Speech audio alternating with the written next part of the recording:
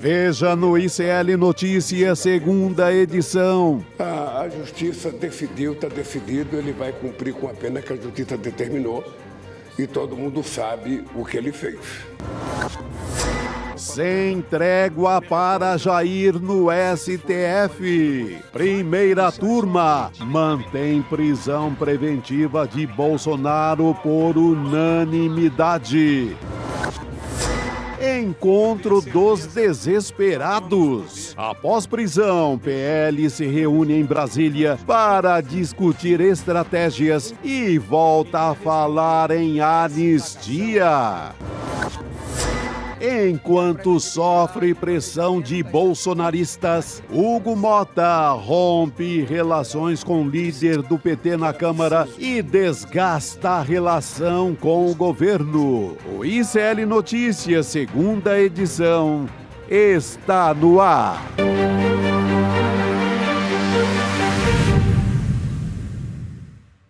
Olá, seja bem-vindo, seja bem-vinda. O ICL Notícias segunda edição está começando. Estamos ao vivo nos nossos canais no Instituto Conhecimento Liberta. E você pode nos acompanhar já nessa segunda-feira, começando a semana com Bolsonaro preso. Chico Sá, boa tarde para você. Olha, a gente chegou um pouquinho atrasado do plantão no final de semana, Exatamente. né? Boa tarde, Gabi. Boa tarde, audiência.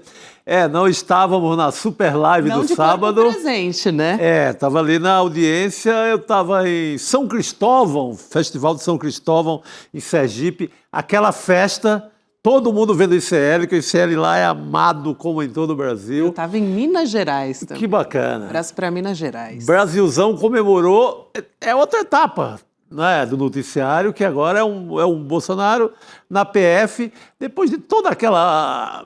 Ele diz que é alucinação. A alucinação que eu conheço é o melhor disco do Belchior. Fora aquilo, eu não conheço outro tipo de alucinação. Uns falam que é tentativa de fuga, e resta saber para que país. Eu acho que a única dúvida é essa. Eu apostaria ali no esquema Trump mesmo. Não negociação direta dele, que ele não está com essa moral toda, mas ali o segundo escalão com o segundo escalão, e ele acreditou na possível ida para a embaixada e isso deu mal. É um caminho que alguns bolsonaristas já percorreram, né, Chico? Recorrer, ou tentar, pelo menos, recorrer aos Estados Unidos. Alguns não conseguiram, né? Teve um plano frustrado ali da Carla Zambelli, por exemplo. Exato. Acabou indo para a Itália. Talvez até se tivesse ficado nos Estados Unidos, não teria sido presa como foi. Eu acho que ela tinha se livrado. Talvez, né? Mas a bancada está crescendo, né? A bancada fora do Brasil está crescendo. É isso. Eduardo, Ramagem, todo mundo lá. Agora, a gente vai falar muito sobre isso ainda ao longo do programa, sobre essas idas e vindas do Jair Bolsonaro. Teve o Bolsonaro falando primeiro que bateu a tornozeleira na escada, só que não tinha muito como não ver a tornozeleira danificada, né? Ele foi questionado pelos agentes, a gente vai falar sobre tudo isso. E depois ele foi para essa última versão que o Chico estava explicando aqui, que usei medicamentos, né? Estava fazendo uso de medicamentos e tive paranoia, tive alucinação. Tava doidão e foi direto, peguei a solda. O meme, né? Vivo, foi mal, tava doidão. Fato é, Chico, que essa decisão do Alexandre de Moraes, que foi uma decisão monocrática, né, pela prisão preventiva, a primeira turma lá do STF decidiu, por unanimidade, manter, então, essa prisão preventiva do ex-presidente Bolsonaro. A gente teve votos, estou falando da primeira turma, né? Então, do Flávio Dino, Cristiano Zanin e Carmen Lúcia, que seguiram o Alexandre de Moraes, o relator. Então, uma decisão por unanimidade, reforço aqui. O Alexandre de Moraes, ele converteu uma prisão domiciliar, né, do Bolsonaro em preventiva no último sábado. A gente teve uma ampla cobertura, como a gente já conversou aqui. E uma decisão que foi tomada por diversos fatores. Teve a questão do Flávio Bolsonaro também, na sexta-feira convocando uma vigília. Poucas horas depois, a tentativa de violar a tornozeleira eletrônica por parte do Jair Bolsonaro. Agora ele está lá na sala da Superintendência da Polícia Federal em Brasília. Vamos chamar a Heloísa Vilela para trazer alguns detalhes a mais sobre o voto do Alexandre de Moraes e outros ministros. Elô, boa tarde para você. Boa tarde, Elô. Boa tarde, Boa tarde, Gabi. Boa tarde, Chico. Pois é, aconteceu o que todo mundo já sabia que ia acontecer, né? A reconfirmação de toda a argumentação do Alexandre de Moraes a respeito dessa tentativa que aparentemente era uma tentativa de fuga, tentar danificar, destruir, retirar a tornozeleira eletrônica. Ninguém está aqui levando muito a sério essa história de surto, porque até porque, né, ninguém tem surto de um dia para o outro sem ter problemas psiquiátricos. Então, eu acho até uma falta de respeito com quem tem problemas psiquiátricos ficar tentando jogar na conta de um surto de uma hora para outra. Foi uma tentativa de se livrar da tornozeleira e aparentemente num plano ali de fuga para seguir o exemplo de outros que já estão no exterior, mais recentemente o Ramagem. Elô, um pouquinho só, Chico, já vou passar a palavra para você, só para trazer um pouco do voto do Alexandre de Moraes, né? Ele disse que o ex-presidente, a partir disso que a Elô está falando, né, violou dolosa e conscientemente a tornozeleira eletrônica. Olha aí o voto na tela. Vou ler um trechinho para vocês. A continuidade no desrespeito às medidas cautelares, entretanto, não cessou. Então, não é de agora. Pelo contrário, ampliou-se na última sexta, dia 21 de novembro, quando Jair Bolsonaro violou dolosa e conscientemente o equipamento de monitoramento eletrônico, conforme comprova o relatório da CEAP acerca da monitoração eletrônica de Jair. Posso trazer mais um trechinho do Flávio Dino? Ele destacou a periculosidade do Bolsonaro. Olha que importante esse trecho que a gente traz aqui também, vamos colocar na tela sobre o voto do Flávio Dino. Outro fator responsável pela repercussão social que a prática de um crime adquire é a periculosidade. Aí coloca entre parênteses, probabilidade de tornar a cometer delitos, ou seja, fazer mais de uma vez, né, isso, como ele tem feito, demonstrada pelo réu e apurada pela análise de seus antecedentes e pela maneira de execução do crime. Então, esse é um trecho do Flávio Dino. Acho que ambos reiteram, né, aquela justificativa das autoridades, Chico, principalmente a Polícia Federal, que já pediu na sexta-feira, quando o Flávio convocou a vigília, já dizia, olha, é perigoso, já levando em consideração todo o histórico, né, realmente de o Bolsonaro conseguir fugir no meio disso tudo. O risco era real, né, e aquele desespero todo de cortar, de derreter a tornozeleira mostra que havia uma pressa, quase como se tivesse ali um carro esperando, né? Eu creio que o plano mesmo era lotar ali a frente da casa, colocar ali uns manifestantes e, na sequência, a fuga. O mais lógico é ser embaixada. A gente pensa em embaixada pela proximidade geográfica, por ser uma solução mais fácil, uma vez dentro de uma embaixada, estaria num território de outro país e dali seria fácil pedir um asilo político, alguma dessas possibilidades. Assim, não há outra possibilidade de, não, estava doidão, cortei a tornozeleira, estava doidão, o remédio pegou mal ali, bateu errado e eu... Não há outra possibilidade. Eu acho que tudo isso é para tentar enganar a audiência. E isso cola no público deles, que está sempre afim de uma história cada vez mais maluca. Quanto mais maluca, que beire uma idolatria a pneu, melhor para o bolsonarismo. Mais cola. Mas, na real, é de quem ia fugir. O Ramagem já está lá, eu acho que a rota seria a mesma. Acho que foi por pouco que a PF não perde o Jair Bolsonaro de vista. É isso, né, Elô? Lembrando que a gente teve o alarme à 00:08. Vai lá. Você já imaginou como seria, que confusão seria, que estrago eles iam provocar? Primeiro, a desmoralização das autoridades brasileiras. Segundo, a criação de uma turma paralela falando do Brasil o tempo todo num país estrangeiro e provocando problemas diplomáticos, inclusive. Agora, não vamos nos esquecer que Bolsonaro disse que jamais seria preso.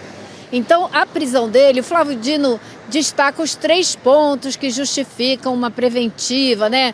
Seriam o descumprimento da cautelar, provocar confusão na ordem pública e a materialidade de crime e indício de autoria. Isso tudo estava presente. Então, todos os motivos que corroboram a adoção de uma prisão preventiva como essa estavam lá presentes. E, além disso, tem o histórico do Bolsonaro, que a gente sabe qual é, de se esconder atrás da população quando ele quer arranjar uma tremenda confusão. Manda a população na frente e ele fica lá escondidinho, parecendo que ele não tem nada a ver com isso, como ele fez no 8 de janeiro. Então, ele tem um histórico que lhe antecede, além, claro, das medidas concretas, das coisas concretas que aconteceram, que levaram a Polícia Federal a soar o alarme e a Justiça prontamente tomar uma decisão. Eu queria recapitular muito rapidamente essa história, né? Eu disse aqui que primeiro, ali no começo, tem no relatório também da Polícia Federal que o Jair Bolsonaro, ele tinha justificado que tinha batido a tornozeleira na escada. Essa foi a primeira versão, que até muita gente não ressaltou. A primeira versão ficou como aquela que o vídeo, que rodou muito aqui na nossa programação, nas redes também, da agente perguntando para o Jair Bolsonaro como que ele tinha tentado violar a tornozeleira eletrônica. E ele fala, um ferro. E ela pergunta, como assim, um ferro de passar? E ele, não, um ferro de solda. A gente até tem o trecho dessa fala. Vamos ouvir mais uma vez, porque eu acho que vale a pena para a gente entender o contexto. Vamos lá. Equipamento 85916-5.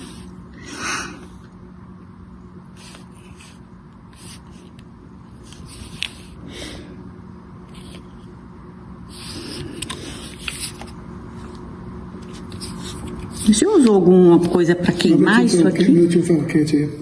Ferro quente? Curiosidade. Que ferro foi? Ferro de passar? Não, ferro de solda. Ferro de solda, aquele que tem uma ponta? Sim. Tá certo. O senhor tentou puxar a pulseira também? Não. Não? Não rompi a pulseira, não. Fica tranquilo. Tá. Pulseira aparentemente intacta, mas o case violado. Que horas que o senhor começou a fazer isso, seu Jair? Já final da tarde. Final da tarde? Tá certo. Essa tampa chegou a soltar ou não? Não soltou, não. Tô limpando aqui, né? Boa noite, Aliás, ele fala final da tarde, quando ele é questionado, e na audiência de custódia no domingo, ele diz que foi à noite. Isso também é outra coisa para prestar atenção, além daquela questão da alucinação, de certa paranoia, que ele alegou também depois na audiência de custódia. São 5 desculpas diferentes, né? Tava doidão, foi à tarde, foi à noite, e por aí vai. Mas é uma tentativa de fuga. Devia ser honesto, pelo menos nessa hora, e reconhecer o que tentou fazer, queria se mandar escafeder, espirulitar, e use a palavra que quiser, né? Tomar chá de sumiço e por aí vai. Ser honesto, você está pedindo muito, né, Chico? Bom, mas seu Jair, pelo menos uma vez, seu Jair. Não aconteceu nunca, não ia acontecer agora, né? Como eu disse, ele se esconde atrás da população que ele mobiliza, o que é realmente um problema sério, né? E uma população, né, que você pega, claro que não são todos, muita gente já mudou a essa altura, ao longo dos últimos anos, foi sentindo o tamanho da farsa que é esse homem. Mas muita gente ainda em rede social, né, mantém uma defesa delirante, uma defesa para lá de paranoica, acreditando ainda que ele que está pressionado, e uma vez pressionado, não aguenta tanta injustiça. Gente, o cara é um preso, estava sob o benefício da prisão domiciliar, ele não podia romper aquilo, ele sabia que ali ia apitar em algum lugar.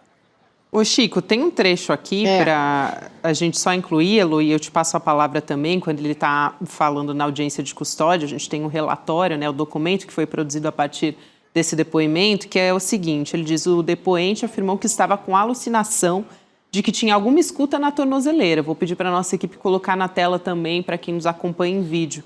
E aí, o trecho continua aqui, de que tinha alguma escuta na tornozeleira, tentando então abrir a tampa. O depoente afirmou que não se lembra de surto dessa natureza em outra ocasião.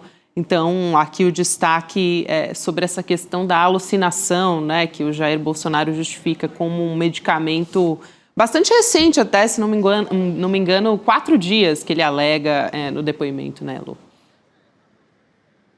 Exatamente. Agora, Gabi, isso a gente vem dizendo que isso pode ter atrapalhado muito as intenções do Bolsonaro de cumprir essa pena por conta da tentativa de golpe em casa. Porém, eu acabei de ter aqui uma informação de que existe uma grande articulação pesadíssima acontecendo nos bastidores de Brasília para que ele faça justamente isso, para que ele cumpra a pena dos 27 anos e 3 meses em casa, com medidas mais duras, tipo não poder receber ninguém que não seja da família, uma domiciliar mais pesada. Mas que esse grupo que está negociando isso, e aí você teria aí vários personagens, como, por exemplo, o Michel Temer, o Arthur Lira, o Davi Alcolumbre, o próprio Hugo Mota, uma grande discussão aí acontecendo para ver se não vai ser possível ele ficar pouco tempo, uma semana só na cadeia, como antes se imaginava, vai ter que ficar um pouco mais, mas ainda assim é uma articulação pesada para que ele cumpra essa pena logo, logo, em casa e não na Papudinha, para onde ele deve estar indo amanhã ou depois. Chico, eu já vou passar a palavra para você, mas nesse momento o PL, né, o partido do Jair Bolsonaro, está fazendo uma coletiva de jornalistas. A gente vai assistir um trechinho e ver o que está acontecendo por lá e já volta a conversar. Vamos ver. Candidato, o que é lamentável. Lamentável porque eu não sei até quando haverá essa espécie de procuração que é dada, né, por uma parte ao Alexandre de Moraes, para ele continuar fazendo o que está fazendo. Isso tem que ter um limite em algum momento, né? E a gente agora tem essa cabeça, esse foco, que o nosso objetivo único agora é a anistia. Você disse que vai, ao longo dessa semana, observar como é que vai ser ali. A previsão é na semana que vem tentar tratar de anistia? Ou não, estamos tratando todos os dias. Isso foi com relação a possíveis, me perguntaram sobre vigílias aqui, alguns atos, a gente vamos aguardar essa semana para o que vai acontecer essa semana. Esperamos que seja pautado essa semana. Aí a gente volta para avaliar. Estamos trabalhando para isso. Pode ser levado na reunião de pauta? Bom, a gente ouviu um trechinho, Elo, o que me chamou a atenção, e Chico, de cara, foi o Flávio Bolsonaro dizendo: o nosso objetivo único agora é a anistia. Voltou com a anistia, então, né? E um clima de arrogância de todo mundo, né? Não, estamos trabalhando, não sei o quê. Gente, e ataque ao Alexandre de Moraes, o cara mete um ferro numa tornozeleira, que era uma, digamos assim, um benefício que a justiça dava para ficar em casa. Olha, você fica em casa, mas fica com essa tornozeleira, até porque realmente há a possibilidade de fuga, porque os sinais que vêm dessa família são esses. O filho já está por lá, o Ramagem já está por lá também, que é outro grande aliado. O natural é que o Xandão, o Supremo, ficasse de olho, porque a fuga é uma realidade no mundo da frouxidão do bolsonarismo. Mas eles falam agora na coletiva com ar de arrogância. O Marinho lá, senador pelo Rio Grande do Norte, falando com uma arrogância, meu Deus do céu. O Rogério Marinho, né? O Rogério Marinho. Chico, eu acho que a gente tem que olhar para isso assim, eu acho que não é arrogância, está disfarçada de arrogância, mas é desespero, porque a gente não viu nenhuma mobilização popular como eles achavam que haveria no dia que Bolsonaro fosse preso. Tá certo que a prisão dele pegou todo mundo de surpresa, inclusive nós e os seguidores dele, mas de lá para cá você já teve tempo de organizar alguma coisa. O próprio Flávio Bolsonaro foi pífio, que teve aqui no sábado não eram 10 pessoas, hoje tem 3 aqui, tá? Tô contando literalmente 3 pessoas, muito menos do que o grupinho que estava fazendo festa aqui atrás, comemorando agora há pouco. Então, eles não conseguiram essa mobilização popular. O Flávio Bolsonaro fez uma live logo depois, no fim do dia, no sábado, quando o Bolsonaro foi preso, deu 12 mil pessoas, que não é nada para eles. Então eles estão desesperados porque a mobilização popular não veio. E eles estão se organizando para tentar fazer com que haja uma mobilização popular. Eles estão discutindo com advogados do Bolsonaro se fazer uma vigília aqui na frente da PF traria mais problemas e mais complicações para o Bolsonaro. Eles não têm certeza. Então eles estão planejando várias coisas e no Congresso vão brigar por essa tão falada e que não foi a lugar nenhum, né, essa anistia. Mas existe uma situação de conflagração no Congresso hoje, que pode abrir brecha para, por pirraça, uma proposta dessa ser colocada em votação. Então, tem muitas peças se mexendo, mas eu acho que o principal ponto que vai contra eles é a ausência de manifestação, de mobilização pública em favor do Bolsonaro. O Chico, chamando a atenção para algumas pessoas que a gente viu nessa coletiva, dava para ver ali o Sóstenes Cavalcante, também o Flávio Bolsonaro, como você disse também o Rogério Marinho, eles dois, né, o Rogério Marinho e o Flávio Bolsonaro, no momento que a gente transmitiu rapidamente ali a fala da coletiva, eles estavam na linha de frente. Mas essa reunião aconteceu quase que às pressas. Agora a gente está vendo aí mais uma vez, né? Essa imagem que eu comentei está acontecendo ao vivo agora também. A gente tem mais um ministro bolsonarista ali atrás, né? Atrás do Flávio Bolsonaro. Se eu não me engano, agora que eu comentei, o Flávio Bolsonaro entrou bem na frente dele. Mas... o que foi da educação, né? O pastor... Exato. E daqui a pouquinho a gente traz aqui, vou checar o nome dele e trago para vocês também. Mas, enfim, a gente tem ali um momento de reunião, né, como a Elô ressaltou, e acho que muito bem, do desespero logo depois da prisão, né? Então, o Milton Ribeiro, Ricardo Gouveia, aqui na nossa equipe, que trouxe a lembrança, estava logo atrás do Flávio Bolsonaro. Enfim, um momento de reunião justamente para demonstrar, né, tentar demonstrar a força ou a arrogância, como o Chico colocou, mas tentar demonstrar diante desse momento. Agora, falar em anistia, no momento como esse, depois de toda a desmoralização que já, né, com o Paulinho da Força, aquela reunião... Voltar com essa ladainha, né? Mas eu prefiro agora o diagnóstico da Elô. Eu acho que é mais desespero mesmo. Sim. Voltando a olhar a cara de todo mundo ali, está mais para desespero. Eles têm chance no Congresso. O Congresso vive um momento de... Tem o Hugo Mota, está revoltadinho com o governo. É verdade, desculpa, Chico, te interromper, é o Osmar Terra, não é o Milton Ribeiro. O Osmar Terra? Que está atrás do Flávio Bolsonaro. Eu achei que era o Milton Ribeiro da educação. Então é o momento de uma revolta ali do Hugo Mota, é o momento que eles acabaram de emplacar esse PL da bandidagem .2 aí, que protege criminoso de alto porte, criminoso de Faria Lima, banqueiros e etc. Eles são fortes. A esquerda tem 120 votos. Quando estica muito a corda, vai para 130 e olhe lá com o outro aliado de fora. Mas a esquerda, a meu ver, não tem força para barrar projeto de anistia no Congresso. Eles estão sem mobilização alguma, não conseguiram juntar ninguém. A festa foi do lado dos que acham que o Bolsonaro tem que pagar pelos 700 mil mortos, que o Bolsonaro tem que pagar pelo seu racismo, pelo seu machismo, por tudo que representa, né, pelo conjunto da obra, do que significa aquele ser chamado Jair Bolsonaro, que deve ao Brasil há séculos. Então, foi muita festa desse lado, nenhuma comoção do lado do chamado bolsonarismo, mas no Congresso, né, Elô? No Congresso eles têm força. É a turma da PEC e da bandidagem. O que eu acho... Sim, mas o que eu acho importante é que eles andam muito pressionados pela opinião pública, nas redes sociais, inclusive. Então, a gente está vendo agora uma briga aberta entre o presidente da Câmara, Hugo Mota, e o líder do PT na Câmara, Lindbergh Farias. O Hugo Mota deu uma entrevista dizendo que está rompido com o Lindbergh, que não aceita a maneira como ele está defendendo as pautas do governo. E o Lindbergh respondeu dizendo que ficou impressionado com a imaturidade do Hugo Mota, porque ele, Lindbergh, tem as posições mais conhecidas daquela Câmara, que ele não surpreende ninguém, porque tudo que ele faz, todo mundo já sabe com antecedência, porque todo mundo sabe o que ele defende.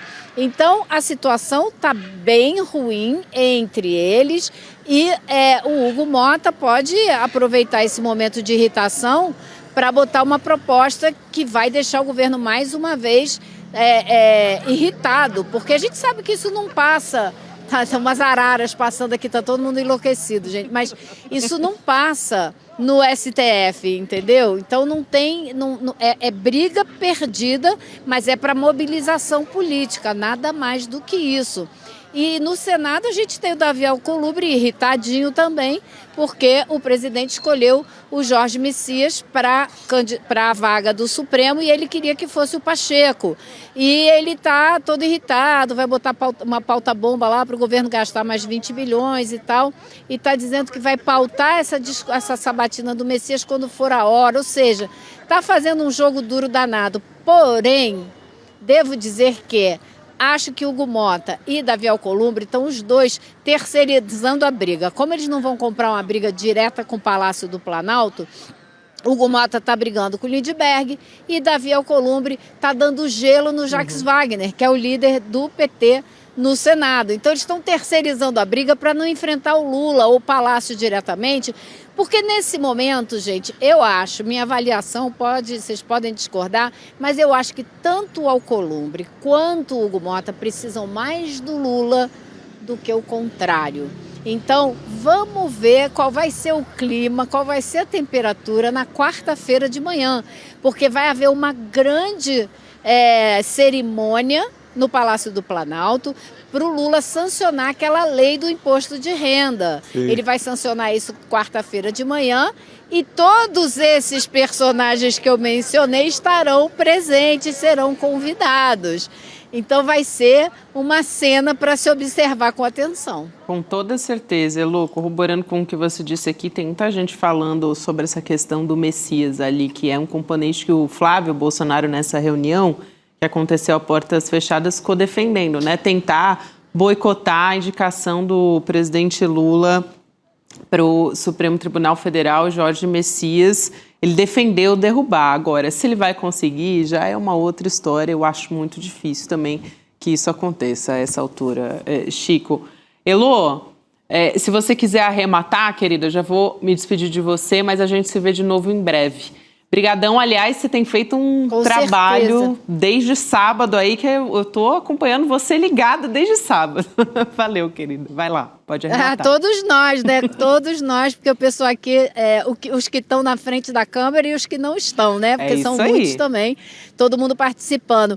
Mas eu acho que você tem razão, acho que vai ser difícil derrubar essa indicação do presidente Lula, do Jorge Messias, até porque muitos conservadores no Senado o veem com muitos bons olhos. E ele foi um cara que trabalhou muito no Senado, então ele tem excelentes relações. E os dois ministros mais conservadores do Supremo, o Cássio Nunes e o André Mendonça, também apoiam a candidatura dele. Então eu acho que ele tem muita chance, pode ser que o processo seja um pouco mais demorado do que se esperava. É isso aí, Elô. Um beijo, minha querida. Bom trabalho para você aí em Brasília. A gente se vê amanhã. Um beijão. Até amanhã, pessoal. Boa noite, querida.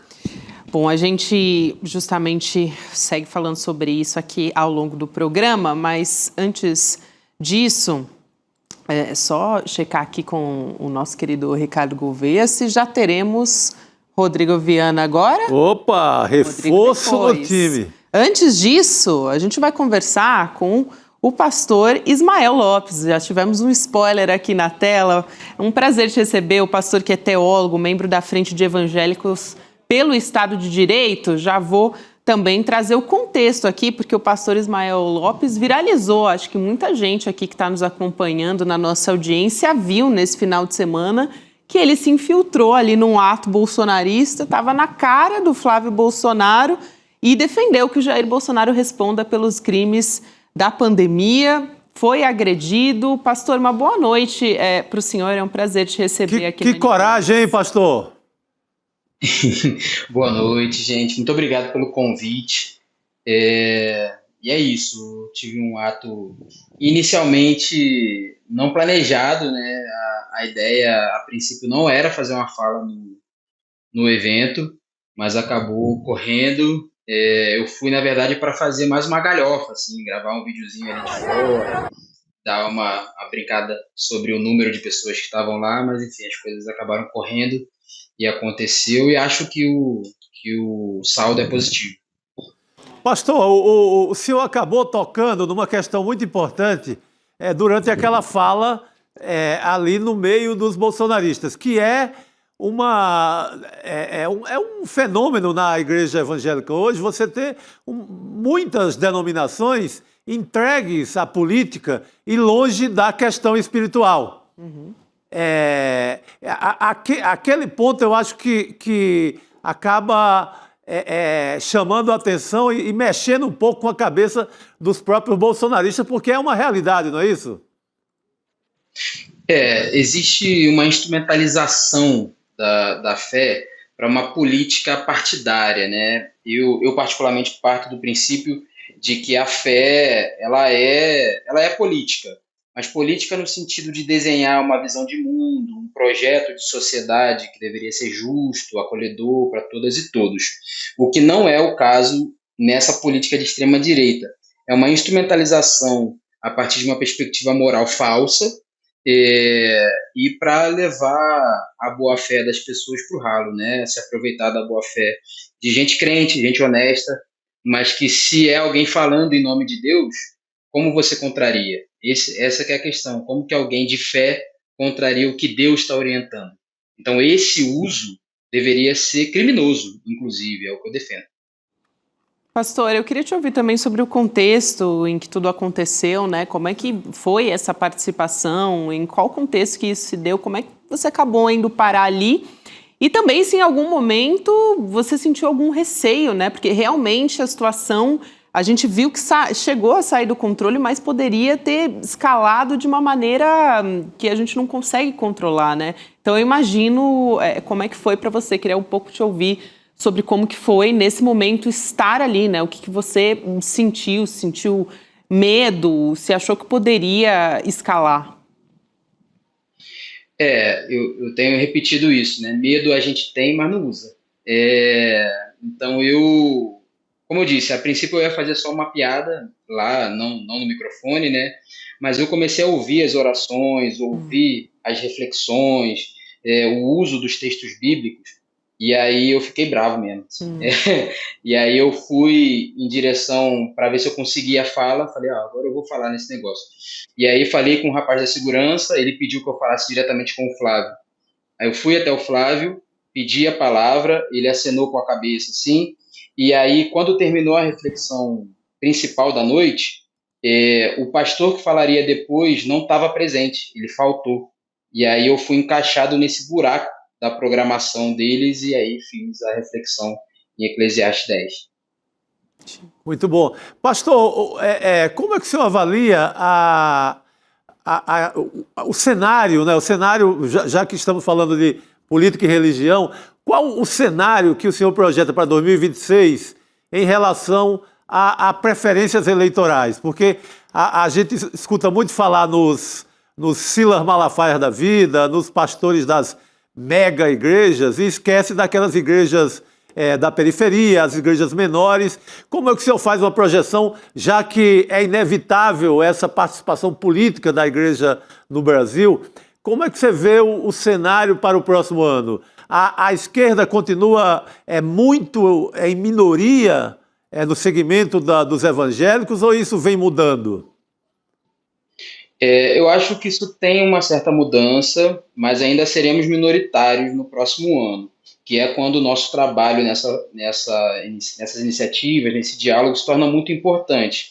Mas o que acontece? Existe uma falha, que eu acho que inclusive é uma falha da direita e que a gente repete, que é achar que o grupo evangélico é homogêneo, e ele não é, ele é muito diverso. Então, essa diversidade abre um espaço para que a gente apresente. E o povo evangélico não é só evangélico. O povo evangélico tem raça, tem gênero, tem classe social, tem categoria de trabalho. Então a gente precisa entrar nessas similaridades com o nosso campo, que é uma experiência que eu estou tendo agora. Inclusive, muita gente identificada com a direita me procurando mais curioso do que para me atacar. E a gente tem conversado, eu tenho visto que é gente, e aí eu sempre busco essa similaridade, né? Falo, você não trabalha? Você não é classe trabalhadora? O que você acha desse tipo de política? Ele, eu concordo. Então, essa é uma política da esquerda. Por que você não apoia a gente?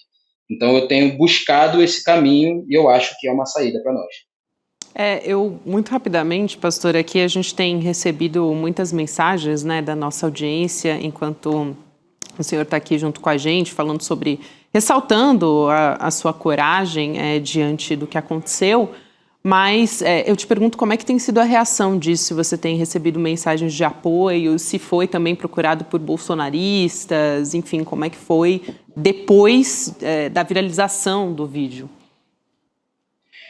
Eu recebi, a última vez que eu olhei, eu tinha mais de 12 mil solicitações de mensagem. Acho que eu consegui abrir, responder, a grande maioria são de apoio.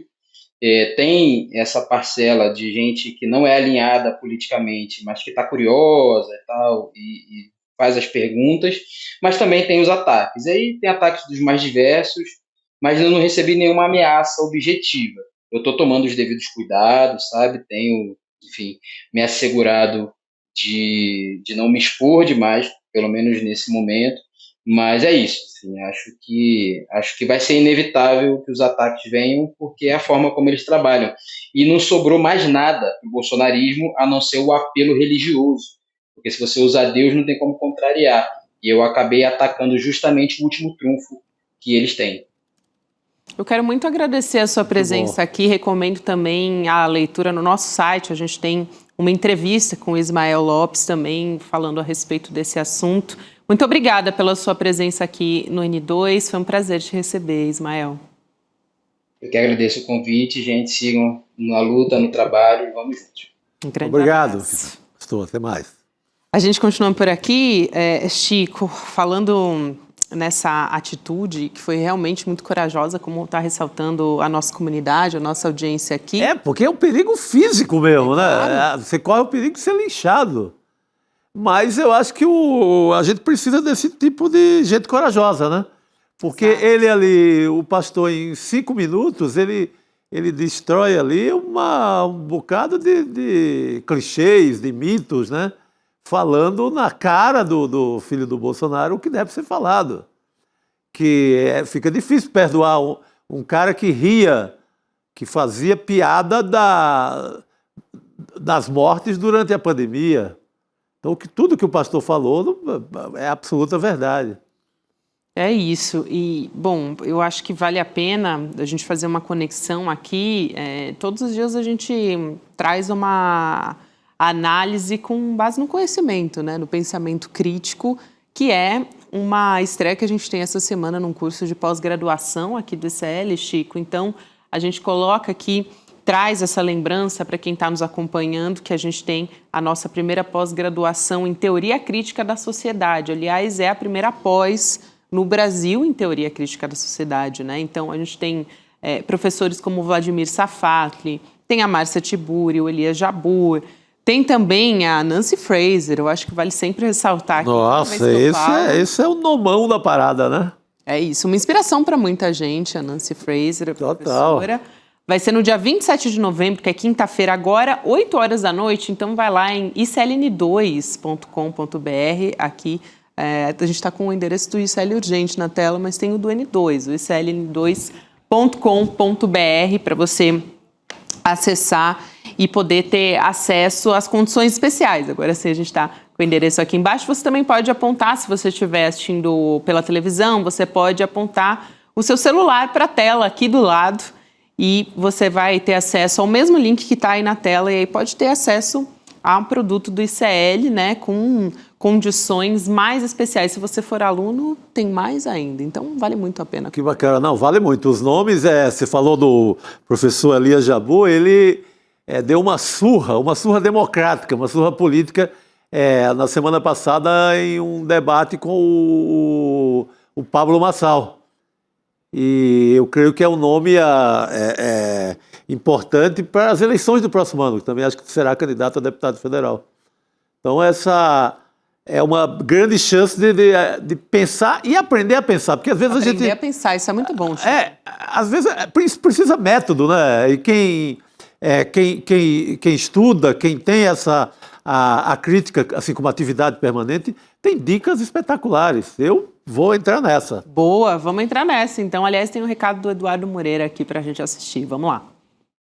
Imagina juntar Nancy Fraser, uma das maiores intelectuais do planeta, com Álvaro Lineira, ex-vice-presidente da Bolívia, com Elias Jabbour, com Gessé Souza, com Vladimir Safatli e com alguns dos maiores intelectuais vivos do planeta para ensinar uma pós-graduação de um curso que nunca foi dado no Brasil, que vai ser oferecido por um preço quase que simbólico para as pessoas. É o ICL fazendo história novamente. Dia 27 de novembro, eu vou anunciar para vocês todos os detalhes da nossa pós-graduação, Teoria Crítica da Sociedade. Pela primeira vez esse curso no Brasil, um curso que é muito demandado fora do país e que até hoje não tinha sido oferecido aqui. A gente resolveu oferecer só com os melhores professores do mundo para vocês. Te espero dia 27. É isso aí. Vai lá em sln2.com.br para você poder fazer parte e descobrir todas as condições especiais da nossa pós-graduação, nosso novo curso que vem aí. Já é o segundo, hein, gente? Então, vamos aproveitar. Muito porque bom, o primeiro, a gente ouviu os alunos da primeira pós-graduação do ICL, assim, eu tive a oportunidade, a gente teve, né, de conversar com eles presencialmente no Despertar e falaram muito, muito bem do curso.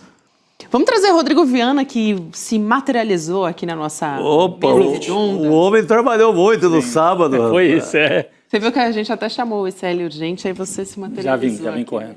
Agora, o pastor Ismael é um sucesso aqui no chat, viu? Todo mundo louvando ali a coragem, né? Não é fácil você entrar ali no meio da nata do bolsonarismo e dizer uma verdade daquela que ele disse. E eles demoram para perceber. Demoram. É porque eles estavam todos distraídos fazendo selfie. Eu vi a imagem de cima, fazendo selfie, não sei o quê. E tem um que arregala o olho assim. Opa, ele tá falando para prender o Bolsonaro, né? Prender o Bolsonaro, para ele pagar pelos crimes da pandemia. Aí eu começo a empurrar ele. O Flávio até um pouco mais tranquilo, mas tem alguns que vão para cima dele. Ele leva um chute, inclusive, né? Até a imagem mostra, ele leva um chute na barriga e tal. Mas se saiu bem, acho que cumpriu um papel ali, né? De trazer verdade para um lugar onde eles estavam só chorando pelo Bolsonaro. E o bolsonarismo não tem compaixão com ninguém e agora quer a compaixão dos outros, né? Impressionante. É impressionante e acho que sempre vale realmente ressaltar essa questão da pandemia, né? Porque é um assunto, assim, que é gravíssimo e muitas vezes se perde, claro, que é muito grave a trama golpista, mas a pandemia também é um assunto gravíssimo e é uma condenação que não veio, né? Ele nunca respondeu. Você viu, assim, nas manifestações no Brasil inteiro, todo mundo lembra daquele parente que perdeu. Todo mundo. Perdeu o pai, perdeu a mãe, perdeu a avó por conta da vacina que não veio. E mais, assim, aquela cara do Bolsonaro imitando uma pessoa morrendo ali sem oxigênio. Aquilo foi muito cruel. Então, mesmo que a prisão não seja por isso, que deveria ser também, a pessoa se sente um pouco vingada, acha que existe justiça. Sim. Não é? Porque aquela imagem, aquilo é muito pesado. Quem perdeu alguém não esquece nunca. Aquelas imagens dos drones, né, Chico e Rodrigo também, eu nunca vou esquecer das covas. Das covas abertas nos cemitérios. Porque as pessoas estavam sendo enterradas quase que... assim, sistematicamente, foi um período... algumas gerações estão marcadas por isso tudo que aconteceu no mundo, né? Mas aqui no Brasil, com requintes de crueldade, porque o governante do Brasil, além da situação, a situação já era dramática em si, mas ele acrescentou uma dose talvez de sadismo até, né? Não foi só o atraso das vacinas, mas também as piadas, tudo. Né? Realmente requinte de crueldade. Requinte de crueldade, total. Posso trazer uma outra informação, que na verdade a Heloísa Vilela já trouxe aqui para a gente, mas para a gente poder discutir aqui uma questão assim, que reforça muito o que está acontecendo ali na queda, né, que a Câmara dos Deputados tem travado com o governo, de alguma maneira se reflete nisso também, que é o Hugo Motta dizendo hoje, em entrevista à Folha de São Paulo, que rompeu as relações com o líder do PT, o deputado Lindenberg Farias, Elô, falou a respeito disso, vou trazer um trechinho da fala do Hugo Mota, que ele disse não tem mais interesse em manter nenhum tipo de relação com o deputado Lindbergh Farias. E, claro, esse desgaste se ampliou bastante por conta da discussão do PL antifacção, as idas e vindas do texto do Guilherme Derrite, o relator do PL, e a Folha diz que nos últimos meses também o grupo do Hugo Mota vinha se queixando da atuação do Lindbergh, acusando o Lindbergh de se exaltar nas discussões, né, de promover intencionalmente aqui, segundo a apuração da Folha, o desgaste da imagem da Câmara perante a população. Olha, acho que o desgaste não precisa do Lindbergh para isso. Não é o Lindbergh que é o responsável por isso. Mas só para trazer aqui a fala também do líder do PT, né? Ele disse que essa declaração do Hugo Mota é imatura e que a política não se faz como clube de amigos. E que o Hugo Mota também, ele ressaltou isso, agiu na surdina para derrubar pautas importantes para o governo. Algo que a gente vem conversando muito aqui no N2, né, Rodrigo? Eu estava vendo a deputada Maria do Rosário, que aliás fez aniversário no dia da prisão do Jair Bolsonaro, né? Ela que foi tão maltratada, atacada pelo Jair Bolsonaro. Mas a Maria do Rosário traz uma questão importante. Ela diz... Hugo Mota, Chico, ele não é líder de um outro partido, ele é o presidente da casa. Não existe isso, o presidente da casa, o presidente de um poder, dizer eu estou rompendo relações com você, que é um dos atores principais daquele poder. É que nem o Lula dizer estou rompendo relações com um determinado partido, o presidente da República. Então, é descabido.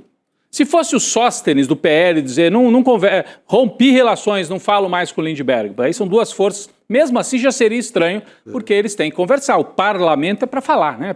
É para conversar. Agora, o presidente da Câmara dizer que um partido que tem 70 deputados não vai mais falar com o líder, rompeu relações com o líder, eu nunca vi isso. Eu não me lembro de um presidente da Câmara tomar uma atitude dessa. De fato, é imaturo, mostra que ele está muito abaixo, inclusive, de Eduardo Cunha e de Arthur Lira.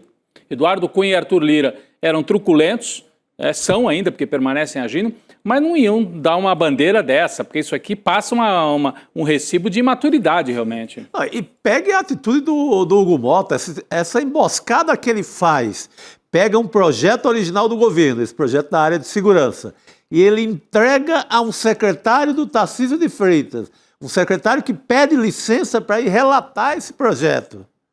Gente, que moral esse presidente da Câmara tem para falar nesse tom?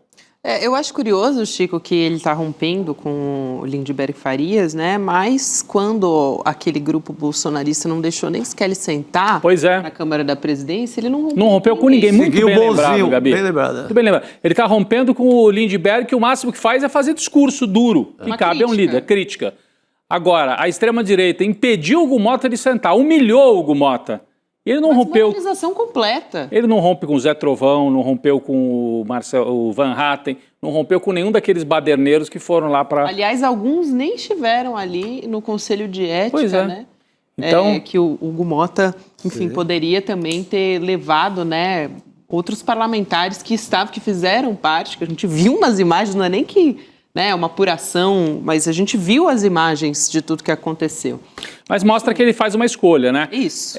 Hoje, na entrevista do Zé Dirceu de manhã, ele também chamava atenção para um fato, né? Quando a gente vê esses personagens que são tidos como de centro ou de centro-direita, fazendo a escolha, ele falou: Gilberto Kassab se solidarizar com o Bolsonaro tentando arrancar a tornozeleira, isso mostra que os setores que se dizem da direita democrática não bandearam para a extrema-direita. Sim, preocupação nenhuma. Nenhuma, porque eles sabem que ou eles fazem isso ou eles vão ser atropelados pela extrema-direita, como já foram. Então, eles estão no meio de uma operação de tentar agradar a extrema-direita para tentar ficar com os votos da extrema-direita. Não sei se vai dar certo.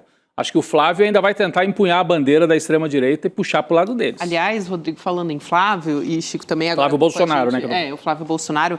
A gente trouxe as imagens agora há pouco da coletiva do PL, né, do Partido Liberal. O Flávio, o senador, ele disse agora há pouco nessa coletiva para os jornalistas que ele vai fazer uma mobilização, ressaltei isso aqui também, pela votação do projeto de anistia, mais uma vez. Não voltar para isso. Só que agora sem dosimetria para os envolvidos nos atos do... Sem Paulinho da Força. De janeiro. Isso. Puro. Agora é só para o Bolsonaro, não é mais para para a turma inteira, só para o Bolsonaro. Vamos assistir o trechinho da fala Opa. do Flávio e a gente volta a conversar a respeito desse assunto. Vamos lá.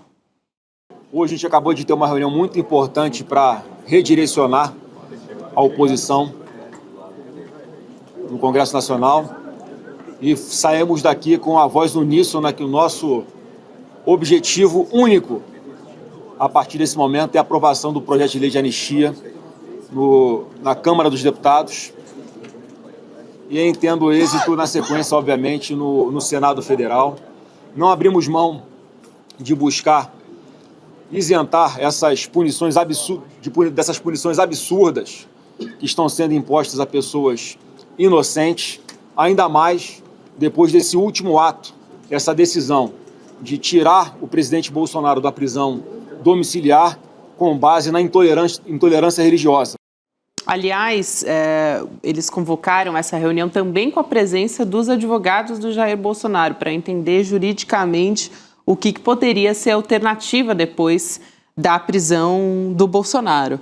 Então, a gente ouvindo aí a fala do Flávio Bolsonaro, desenterrando mais uma vez. A gente fica sendo assombrado por esse PL da anistia, né? Está chegando o fim do ano, não sei se eles vão conseguir mais alguma coisa, um chorinho final agora.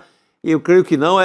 Na mesma fala do Flávio Bolsonaro, já apela para a religião, ele já dá a prisão do pai como intolerância religiosa. Pelo que eu sei, Bolsonaro não é religioso coisa alguma. Nada. Nunca vi ele nem para um lado nem para outro. Ele finge de evangélico durante a eleição. Na reta final, vai na missa. Ele tenta ir em Aparecida, às vezes não consegue. Então, ele finge que é qualquer coisa, assim como ele veste camisa de 20 clubes de futebol ao mesmo tempo. Ele é flamenguista, ele é palmeirense, ele é botafoguense, ele é Avaí, ele é de todo mundo. Jair, né? O Jair. Então, a mesma coisa é ele com religião, mas agora ele está tentando emplacar, ver o que o Flávio fala aí.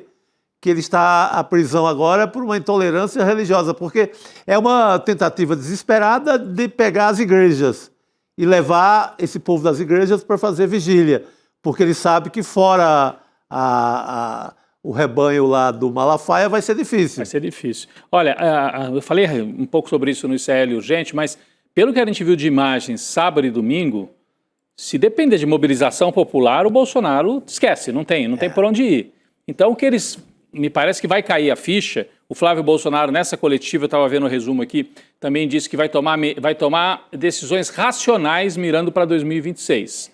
Será que tomar decisões racionais é fazer uma frente de direita, da extrema-direita, com o Tarcísio, com o Ratinho? O que ele está chamando de medidas racionais, né? Hoje, eu acho que o mais provável realmente é uma candidatura da família sair, Chico, que está ficando cada vez mais claro pelas postagens deles, pelas declarações, que eles consideram que o Jair está isolado, está traído, inclusive, pela direita, então que eles precisam manter a bandeira do bolsonarismo viva, mesmo que seja para perder. Então, ficam falando de anistia, talvez não seja para agora, não é para agora. O Jair vai ter que ir para a cadeia, falam em anistia, para daqui 2, 3 anos, não sei, tentar esse assunto ir ganhando força, acumulando forças, para tentar mais para frente uma anistia. Mas me parece, assim, com uma cara danada de que o Flávio Bolsonaro é o candidato da família e que vai haver concorrência com candidatos também da direita tradicional. O Ratinho, não sei se o Zema, algum desses ainda sairia também. Mas é bom para a gente observar, além do fato de Valdemar Costa Neto, não estava na coletiva, né? Que é o presidente do partido. Cadê o presidente do partido? Isso é curioso, né? Ele se preservou. Ele se guardou, porque eu acho que o Valdemar não tem máquina de solda na casa dele. Não, então ele botou a cara. Pô, eu não quero tornozeleira. Eu não tenho solda depois para tirar a tornozeleira, o Valdemar. E o Valdemar já foi em cana várias vezes. Acho que não vai querer arriscar mais. É freguês, já. Não vai querer arriscar mais. Mas chama atenção, porque quem estava ali do lado do Flávio, se a gente puder botar a imagem sem som, né? De novo, olha ali, ó. Então você tem o Rogério Marinho, o Sóstenes, a linha dura, né? O deputado Caveira ali do lado direito, esse de barba, à direita do Flávio. Lá no fundo, Osmar Terra. Um pedacinho dele, né, Rodrigo? Um pedacinho, uma orelha, assim, do Osmar Terra. E também, em algum momento, aparece o Maurício do vôlei, né? Ele circula ali pelo fundo. Então, é a linha dura do bolsonarismo, né? O Valdemar, que é o profissional da política, não apareceu. É isso, e eu acho que vale a pena também, Rodrigo, nesse contexto todo, a gente está falando, a Elô agora há pouco usou o termo também, desespero. Sim. E dá para também levar em consideração que aquele apoio, né, que aquela mão amiga que eles esperavam do governo dos Estados Unidos, na figura do Donald Trump, não veio. A gente tem aqui um trecho, né, logo depois saiu a notícia da prisão do Jair Bolsonaro, foram repercutir com o Donald Trump. Sim. Foi até um repórter brasileiro que fez a pergunta, o Matias Brotero, perguntou se o Trump tinha algo a comentar a respeito disso. Vamos ver o que disse o Trump sobre a prisão do amigo dele. Vamos lá. Do you have any comment about Bolsonaro's arrest? A former Brazilian president. So I spoke last night to the gentleman you just referred to, and we're going to be meeting, I believe, in the very near future. Sir, are you willing about the president being arrested today? What? Any comment about the former Brazilian president being arrested today? No, I don't know anything about it. Are you willing? Mr. President, are you willing? I didn't hear. Is that what happened? Yes, there's a citation. That's too bad. That's too bad. No, I just think it's too bad. Aqui, até no começo tem uma confusão, parece que ele não entendeu o que o Matias estava falando, né, o repórter, mas ele diz primeiro... eu conversei ontem à noite com esse cavalheiro que você se referiu. Não era o Bolsonaro, a gente espera que não fosse o Bolsonaro, né? Até porque ele não poderia fazer nenhuma ligação com o Trump. Eu não sei se teria moral também. Acho que ele não entendeu, estava aquele barulho de helicóptero. E aí ele até fala, acredito que vamos nos reunir em breve. Aí o repórter, ele vai mais uma vez e faz a pergunta sobre a prisão, aí ele diz, eu não sei, não ouvi nada sobre isso, é isso que aconteceu? É uma pena, too bad, ele diz, né? Isso porque realmente não acompanha, né? Não, acho que agora não interessa mais. Ele pergunta para o repórter, mas foi isso que aconteceu? Ele foi preso, né? Porque o repórter informa, foi isso? Se foi isso, eu acho uma pena. Então não mostra assim Você esperava uma reação? Não, empenho, não tem um grande empenho, ele pelo menos...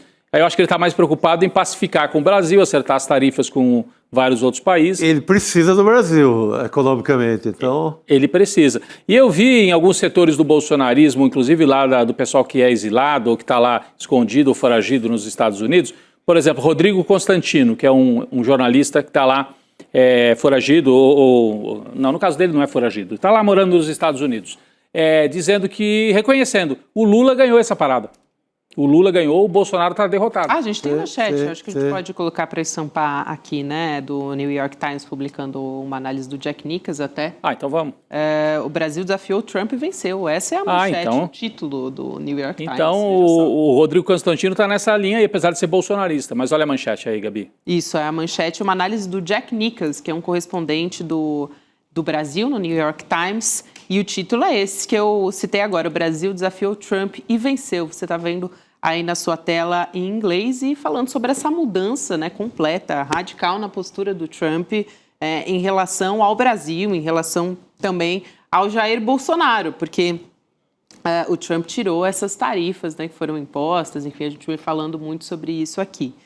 Rodrigo, vamos mais uma vez a Brasília? Importante. Sabe quem está com a gente hoje? Chico Sá. Opa, sei. Guga Noblar. Opa, que honra. N2 aqui, Guga Noblar. Boa noite, Guga. Vamos falar contigo. Boa noite, honra a minha. Eu que comecei no N2, no ICL, né? Agora verdade. tô lá no rolê, mas tenho, claro, o meu coração também como parte deste programinha que eu adoro muito o N2. É um prazer estar com vocês. É verdade, o Guga Noblar começou aqui no N2. O passo é nosso, aí valorizou, a gente vendeu para a Europa. Vendeu para a Europa. O coração aqui é nosso também, Guga. O Guga que está lá em Brasília também trabalhando bastante, né? Já que a gente teve a prisão do Jair Bolsonaro. Ele está no local onde houve a coletiva do PL, não é isso? A reunião do Partido Liberal, esse é o centro empresarial ali onde fica a sede do Partido Liberal. Não é isso, Guga? Exatamente. Tem alguém aí, Guga? Pois aliás? De frente para o posto onde começou a história da Lava Jato.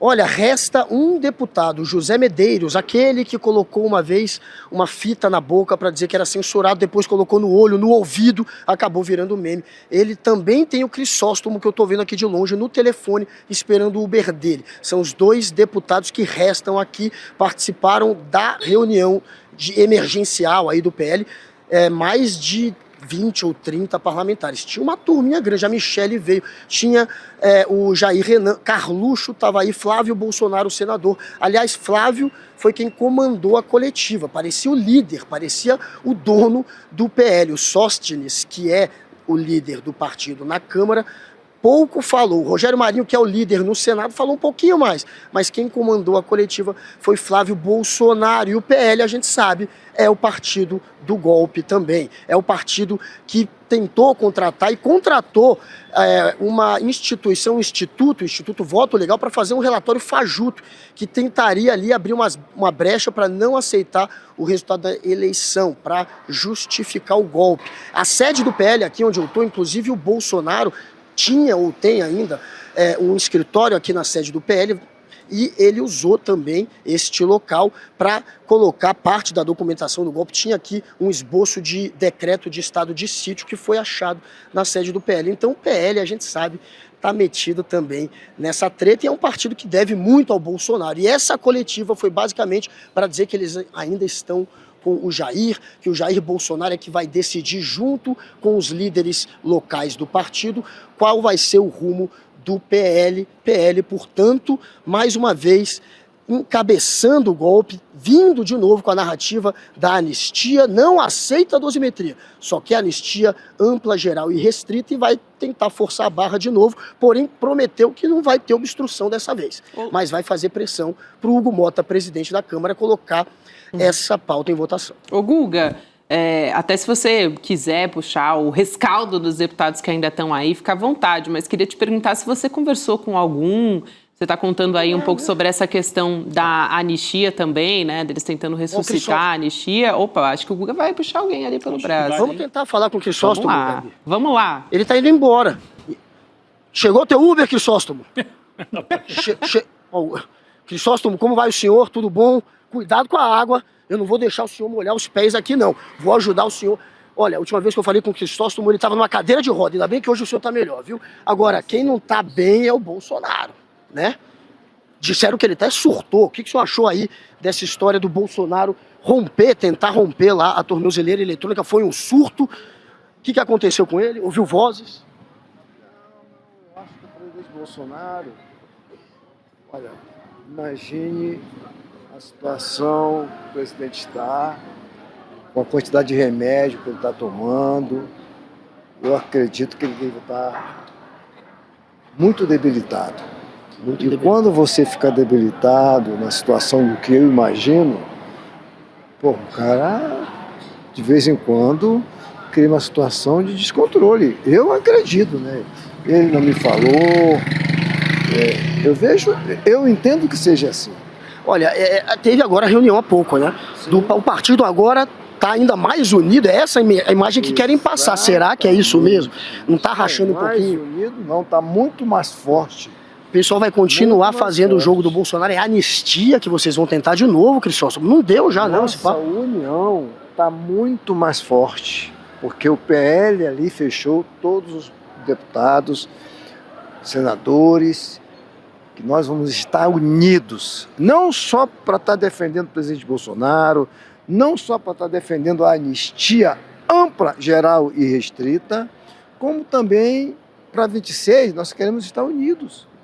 O partido vai entrar unido. O partido depende muito do Bolsonaro. Tinham só 33 deputados, depois que ele entrou no PL, elegeram 99. Então é um partido que vai seguir, pelo jeito, na narrativa bolsonarista. Mas a narrativa bolsonarista foi condenada. O pessoal foi condenado pelo golpe. Isso aí não é continuar, de certa maneira, encabeçando o que já deu errado, o que foi, inclusive, julgado como golpe? Olha, primeiro que eu não sei aonde está esse golpe. Eu não sei aonde está esse golpe. Eu não sei quem criou esse golpe, entendeu? Eu estou falando, eu não sei. Não sabe, mas a justiça disse que foi criado. Olha, foi investigado. Aonde é que está isso na Constituição, do jeito que se tratou? Ninguém estava armado. Olha, eu sou militar, rapaz. Eu sei que sou militar. No Brasil, no mundo todo, quem dá golpe é quem tem arma na mão. Tinha um plano lá, punhal verde e amarelo, que previa matar. Tinha arma também. Arma. Olha, acharam documento com armamento pesado. Tá militar é que sabe de golpe. O exército foi convidado. Só golpe se tiver arma. A marinha. Se não tiver arma, não tem golpe. Mas não teve golpe porque eles não aceitaram. Cadê o tanque? Não aceitaram entrar, né? O exército recusou. Quem confessou isso foi o próprio comandante do Você Exército. acabou de dizer, o Exército recusou. Então não tem golpe. Mas teve tentativa. Existe também isso na Constituição. Tentativa leva a cadeia.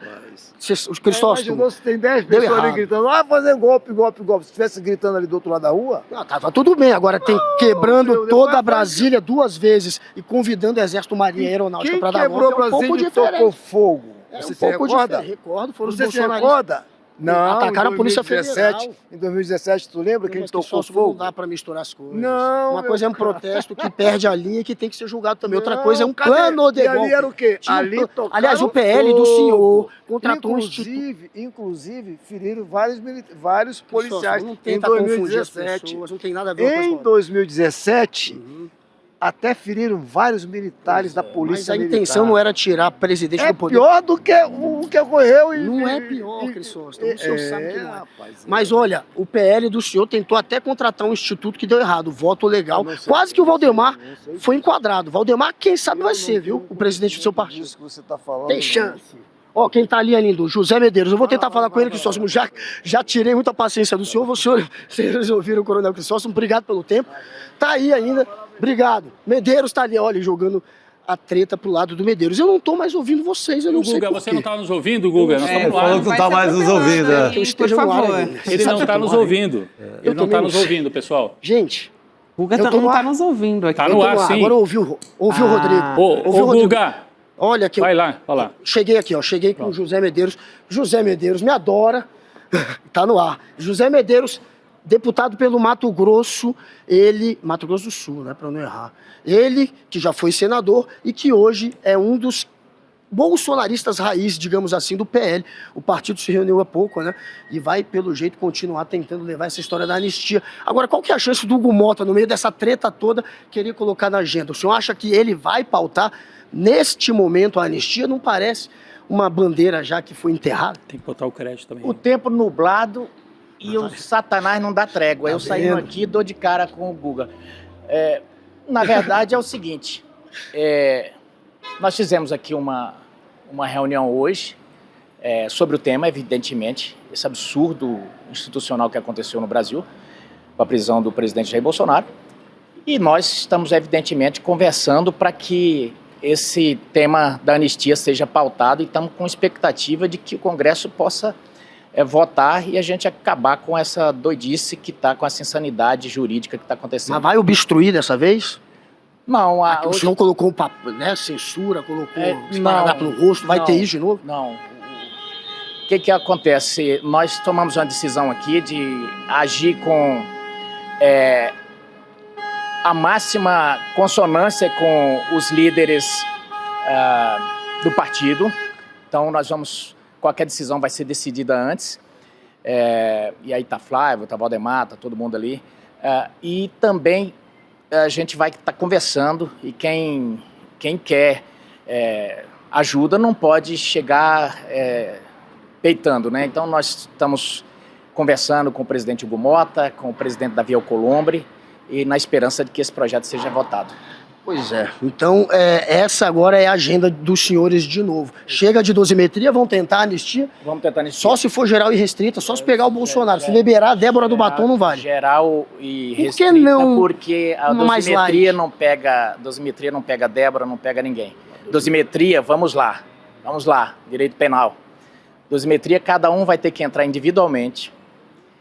E aí, na velocidade da vida, e de acordo com o Alexandre quiser, ele vai pautar ou não. Então, Débora do Batom estaria enrolada. Então, o senhor está pensando na Débora, não é no Bolsonaro, não? Nós estamos pensando em todo mundo. Eu acho que os senhores estão pensando mais na família Bolsonaro.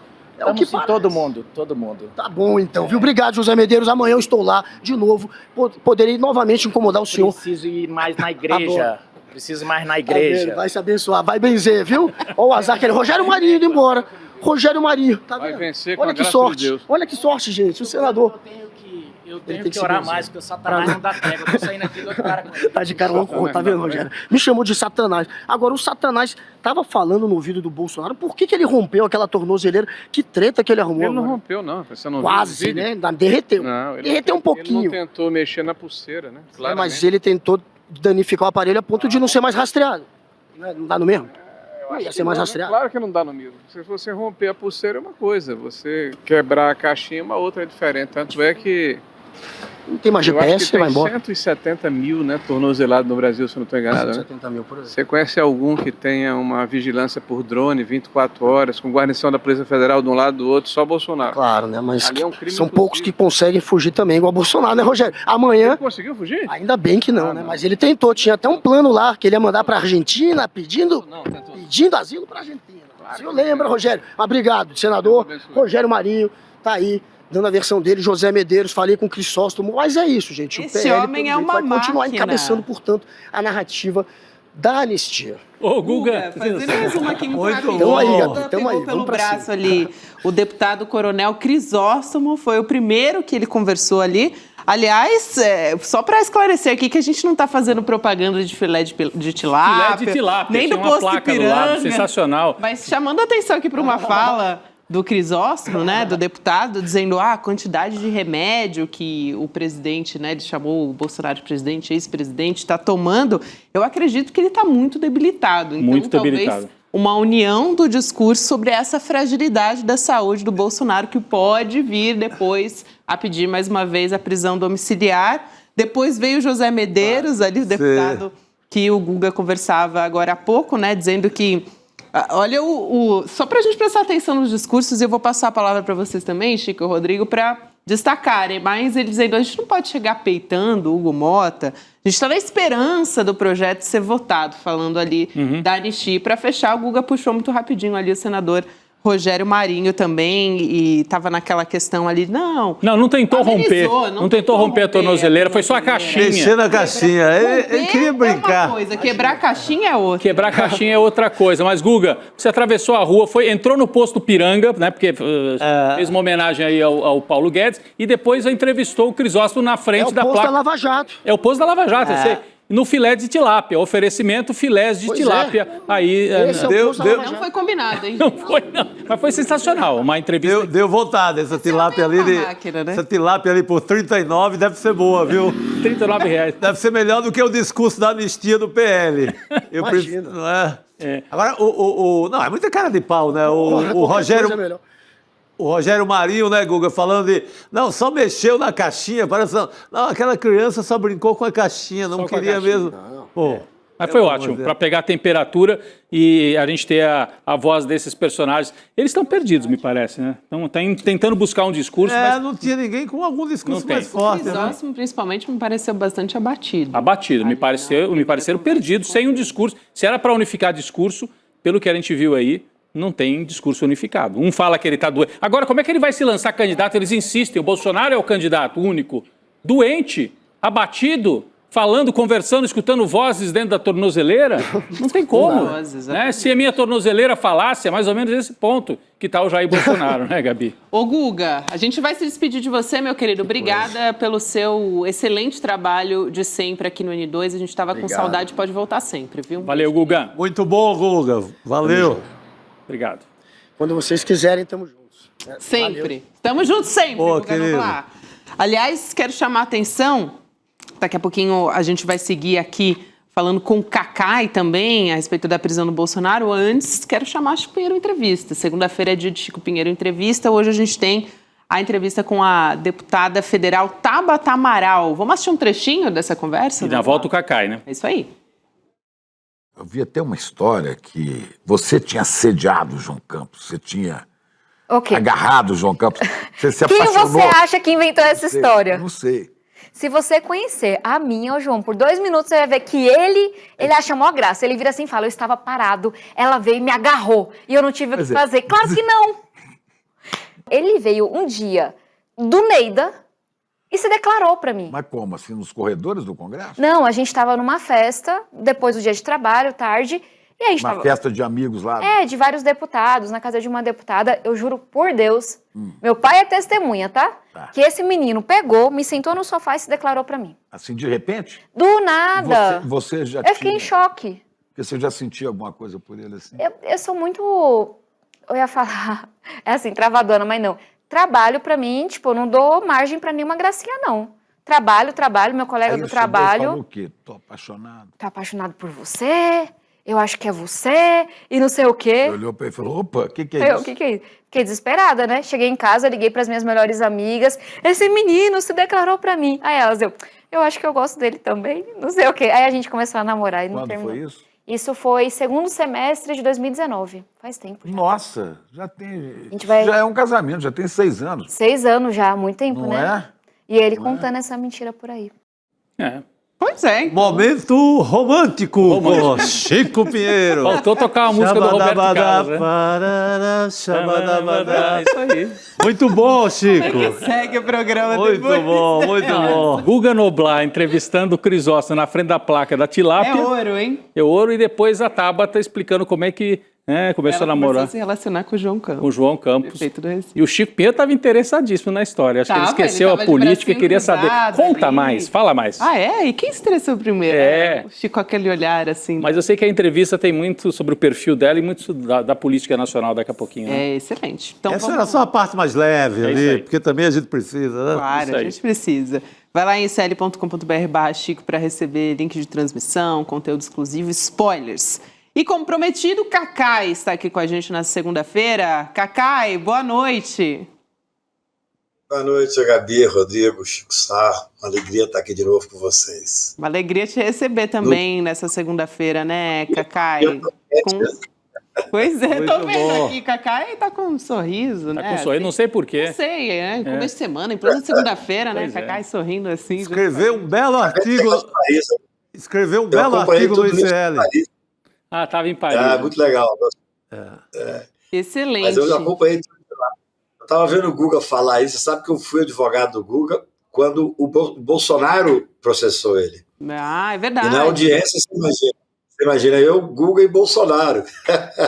Essa história é muito boa. O Guga veio até fazer um relato aqui pra gente no N2 à época. Eu fico imaginando, o Guga deve ser assim, meio ingovernável, né? Como cliente na frente do juiz. Já imaginou, Cacai? Como é que foi isso? Não. Ele é ingovernável com vocês. Comigo ele faz direitinho o que eu falo. Ele é um ingovernável do na bem. Frente do microfone. E do bem, porque esse ingovernável que cria muita coisa e mostra muita coisa no jornalismo. Isso aí. Ô, Cacai, mas a gente quer ouvir de você, né? Claro, hoje a gente continua falando sobre a prisão do Bolsonaro com novidades a respeito da primeira turma, mantendo a decisão do Alexandre de Moraes.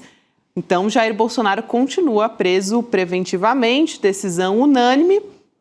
Quero te ouvir sobre também o voto, né, de cada um dos ministros, falas ali, claro, escritas, na verdade, né, do ministro Alexandre de Moraes, do Flávio Dino, bastante firmes e muito contundentes, e corroborando com o que a gente já ouviu da própria Polícia Federal no sábado, falando sobre o risco de fuga, né?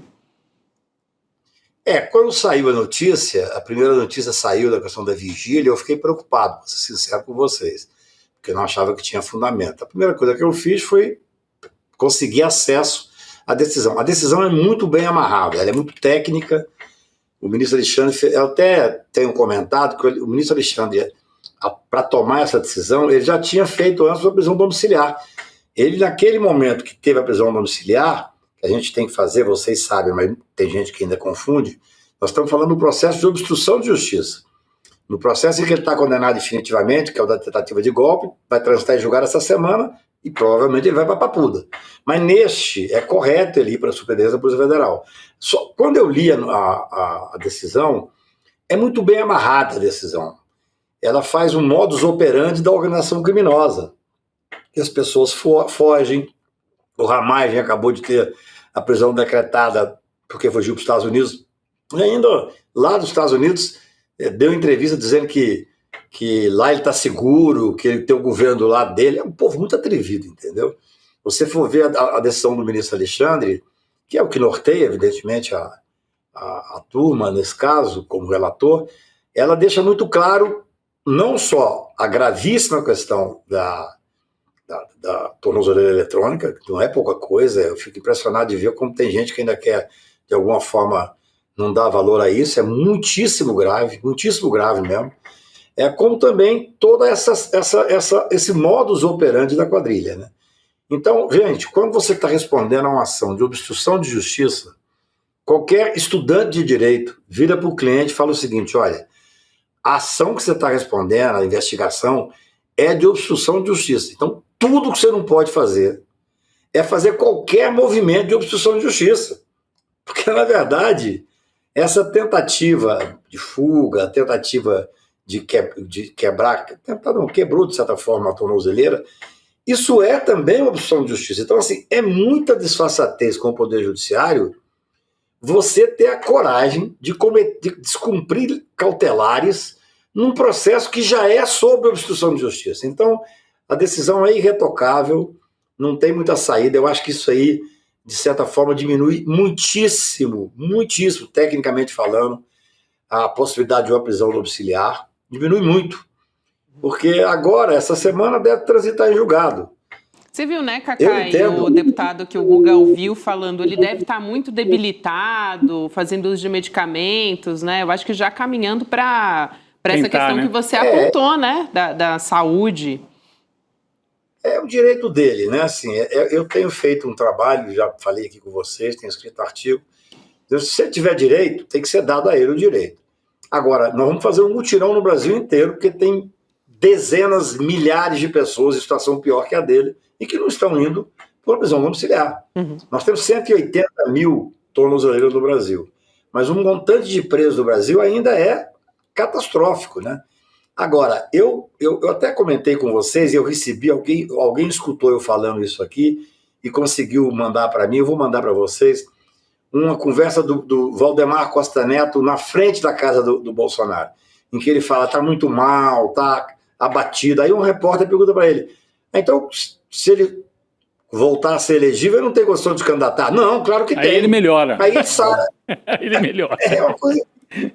É uma cara de pau absurda. Ô, Cacá, mas eu ia te perguntar, você falou deve transitar em julgado esta semana, né? Porque uma coisa é a decisão de hoje, que é a confirmação da preventiva, por unanimidade, ok. Hoje também termina o prazo, meia-noite. Meia-noite de hoje termina o prazo para os embargos, né, se eles fossem apresentar. Então, essa semana transitaria em julgado. E você faria uma aposta hoje de que ele se manter, vai cumprir a pena inicialmente na Polícia Federal, onde ele já está, ou ele iria realmente para o Complexo da Papuda? Qual que seria a sua impressão, a sua aposta hoje?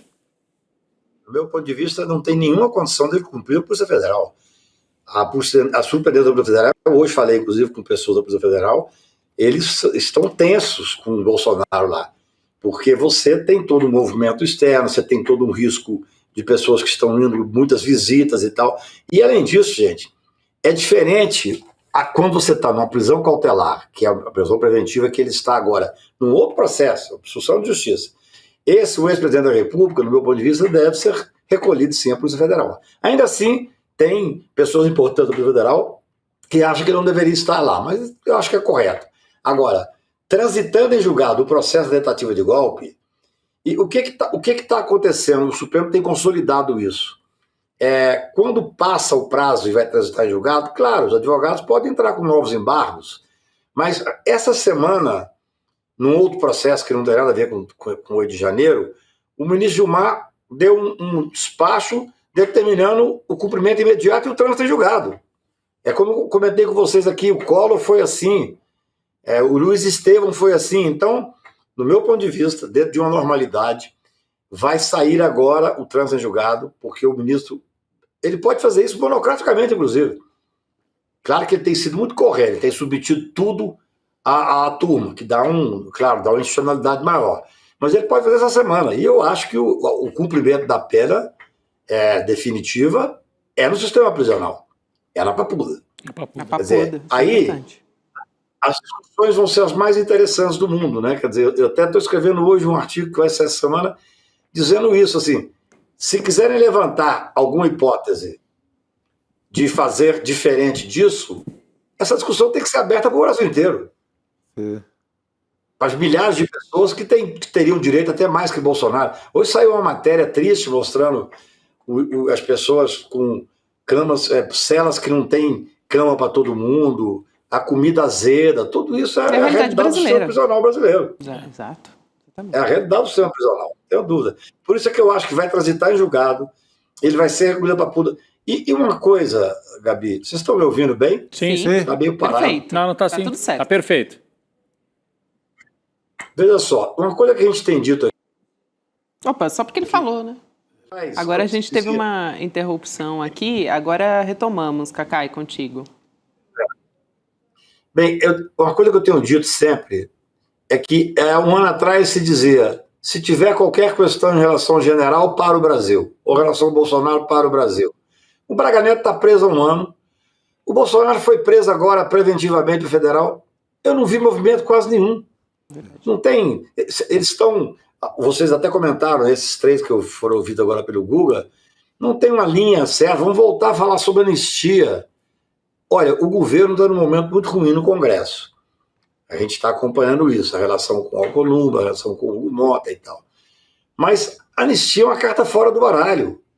Ainda mais depois dessa tentativa bizarra de quebrar a tornozeleira. Isso é uma coisa que eu hoje recebi e falei, eu cheguei de viagem mais ou menos meio-dia, falei com pessoas que são do PL, que são pessoas bolsonaristas, e que disseram, olha, não tem muito onde ir. Não tem muito onde ir mais. Como é que você vai defender? O ministro Alexandre sendo moderado, mandando para a prisão domiciliar e não preventiva, que já tinha fundamentos para ir para a preventiva, e depois tem que dar a preventiva, porque realmente seria uma desmoralização do Poder Judiciário, uma desmoralização do Supremo Tribunal Federal, aceitar que alguém vá romper uma tornozeleira. E, claro, com todo esse ambiente de fuga que é o modus operandi dessa organização criminosa. Cacai, seria muito irônico se essa reivindicação do Bolsonaro em melhores condições na Papuda resultasse em melhoria em todo o sistema de presídios do Brasil, né? Seria muito bom, né? Seria o único ato humanitário que esse cidadão já fez na vida, né? Seria a única obra dele, né? Porque ele só fez uma ponte de madeira lá perto da Colômbia e nada mais. Isso aí. Seria Exatamente, porque eu recebi essa semana uma fala dele dizendo assim, cadeia para bandido, cadeia não tem que ser bem tratado, não. Isso é um discurso dele. Tem várias, e né, agora, Cacai? Várias frases assim. Tem vários. E os filhos louvando o sistema Bukele. Exatamente, acabaram de fazer turismo lá, turismo carcerário em El Salvador. Se alguém rompe uma tornozeleira em El Salvador nesse esquema do Bukele, passa uns 3 anos na solitária. Assim, então, eles têm que escolher de que lado que eles estão, né?